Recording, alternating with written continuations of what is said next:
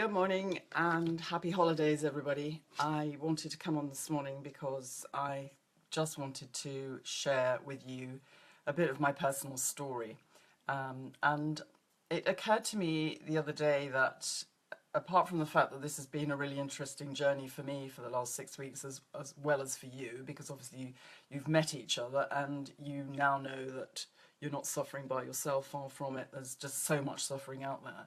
And for me, it's been a wake-up call because although, as I said before, I know women suffer and I know it can be awful, and I've taken them from the dark to the light so many times in many years, but to see so many people all at once has been a bit of a rude awakening. And obviously, I know from my past experience over the more than 25 years that we can help women going through perimenopause and menopause based on the program that I set up with my team, which was based on all the published medical research, and we keep adding to it as the years go by.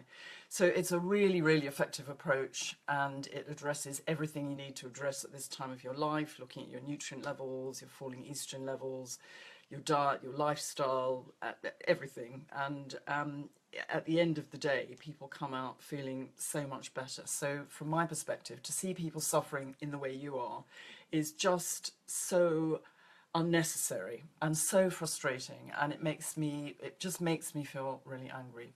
So here I am, planning to give some help. That was my original idea when I went on the Facebook Live course, thinking I'd just set up the community and see where it goes. But because I've seen what's going on and because I feel so angry, I want to take some more action, and I'm not quite sure what I'm going to do yet, but I'm going to think about it in the next few days, because there'll be a way that I can take a whole group of you through this program. As I said in the last film I made, I did it over the phone in Australia because I had to, and it worked really well. So I'm going to see if we can do it virtually and maybe with video as well, and to turn it into something really extraordinary so that you can all get some kind of help. So I'm going to come back to you on New Year's Day, but you may be wondering why I've suddenly appeared in your lives. And so I wanted to explain a bit about that, because probably most of you don't know much about my background. You may know that I set up the PMT advisory service in the 80s, and then that turned into the Natural Health Advisory Service and the Women's Nutritional Advisory Service, and we've always specialised in non-drug medicine. And I ended up I did my first book on PMS in 1986, and that was all on the non-drug approach because we had a really successful program for that. And then as time went on, I did lots of radio, lots of television. I was the nutritionist for Channel 4 Model Behaviour. I used to broadcast regularly on Woman's Hour, and eventually I used to go on the morning shows as well and answer questions with Dr. Hilary Jones and Dr. Mark Porter, and eventually I had my own TV show which was called The Really Useful Health Show, and I absolutely loved doing that. I used to write the scripts, get the sponsorship, and then had a lovely team that I worked with, and we'd take condition by condition and do lots of self-help information for people so that they could get over their symptoms, whether it was joint health or weight loss without dieting or whatever it was. So I had 4 series, I think, and things were going pretty well. And then my youngest daughter died. And she was a medical student who was a straight A student. She was a cheerleader, student mentor, and she was out at an awards dinner. And she met up with an old boyfriend. She was meant to be going to meet her brother for a drink on his birthday, but instead she went off with this old boyfriend who gave her something called GBL, which turned out to be paint stripper, supposedly a legal high. And she just had a few glasses of alcohol, and apparently the alcohol and the GBL together just shut down her respiratory system, and she died. And coming from a medical family, we had 4 children, and I had absolutely no idea there were any such things as legal highs. And the more because of my background at the time, I had column, I think, in the Mail and various other things, and I was on TV, so we got tipped off by the Telegraph that we were going to be doorstepped by the media. So they hid us in a hotel for 4 days and 4 nights while the media did camp out on our doorstep. And it was during that time that I came to really understand that there was a huge problem with legal highs. And it wasn't just this one substance, there were other substances, and other countries around the world had banned them. And the Home Secretary here at the time had done absolutely nothing. And it just made me so angry, because I felt that my daughter Hester would still be alive. She loved life, and she would never have taken anything that she thought would damage her life. It was just her friend thought it was legal because it was safe because it was legal, and he'd taken it before, so he gave it to her. So I ended up setting up a foundation.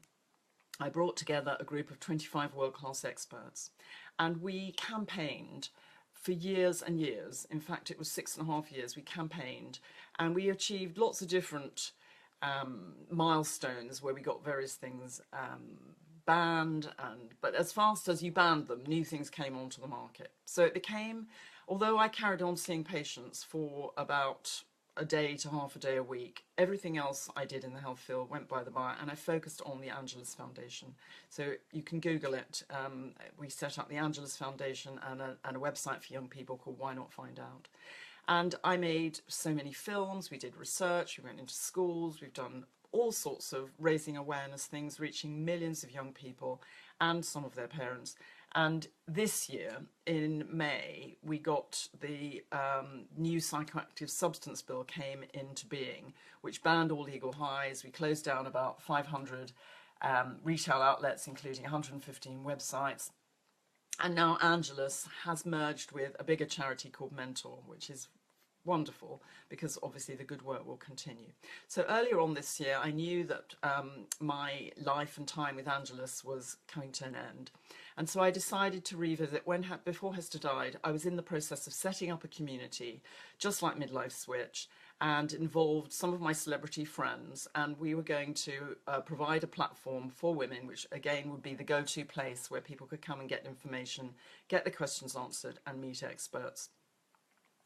And it was a kind of similar vision. So I have been revisiting that this year, and decided earlier on this year that I would put that into being, and I would start to create it. So I began to go down the road and get things in place to do that.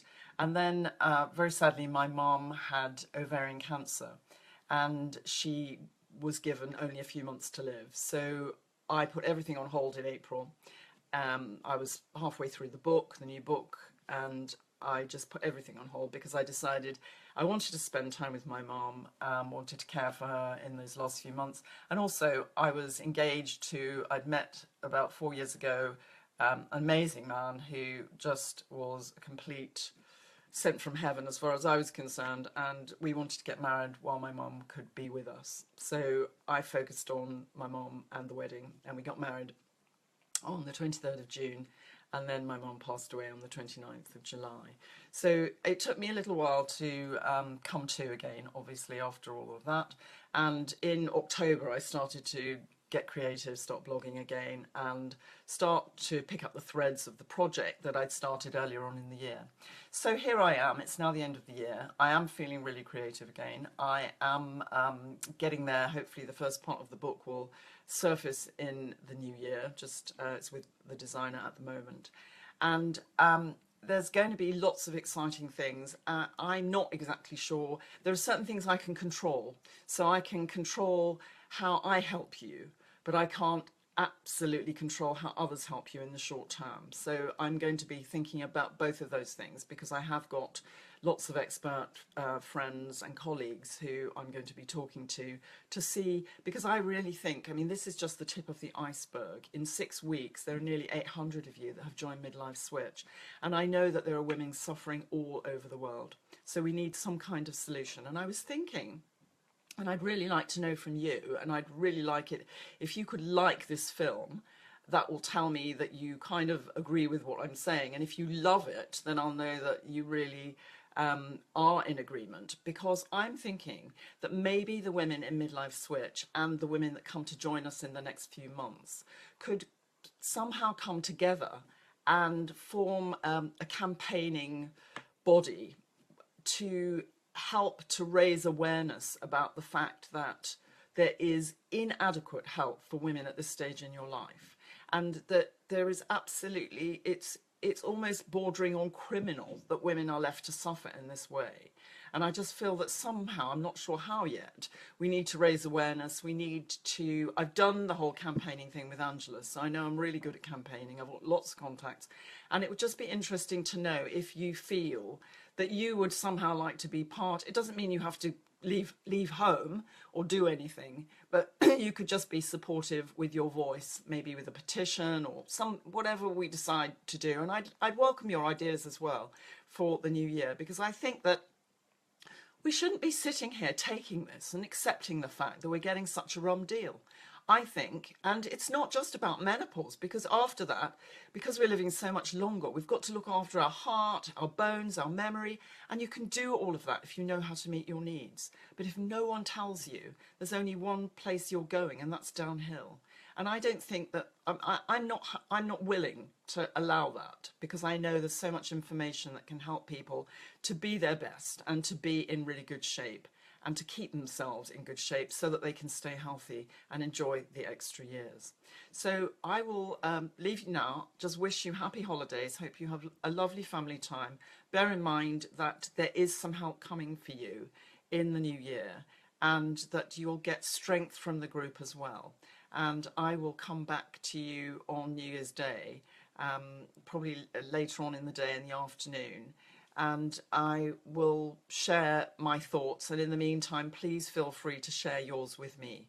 But I think we should be active in 2017, proactive, and just have, out of respect and love for other women, we should be doing something that's meaningful.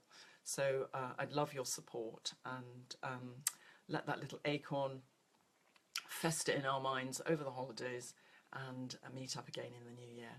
So I wish you all well, and hope you get some good relaxation over the holidays as well, because that makes a difference if you're having hot flushes. And don't be afraid to look after yourself. Don't be afraid to just say, I'm going into another room, I'm actually going to sleep for an hour, or I'm just going to sit quietly and listen to music, or do some meditation, or go out for a walk, or something to get some space if you need it.